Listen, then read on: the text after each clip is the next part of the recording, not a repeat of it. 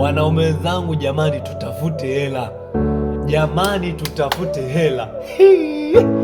Nimekuja nimekaa, nimefanya utafiti, nimefanya research, nimekuja kugundua wanaume wote tulioko kwenye karne hii ya 21, especially wanaume ambao tuko kwenye mwaka tuna miaka 21, 22, 23, 24, 25, inabidi tutafute hela kwa nguvu, ndugu zangu, kwa sababu miaka 7 ijayo au miaka 10 ijayo hatutakuwa na nguvu kama tulionayo saizi, hatutakuwa na energy tulionayo saizi, hatutakuwa nayo miaka 10 ijayo. Kwa hiyo nimekuja kukaa kufanya research hiyo kwamba inabidi tutafute hela kuanzia sasa, tupambane.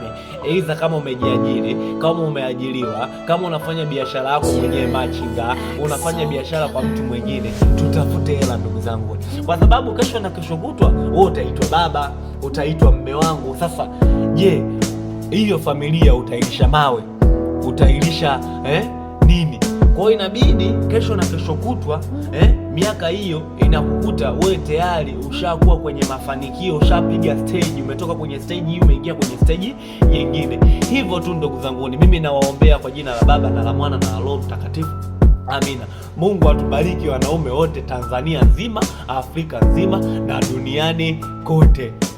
Tiki hiyo.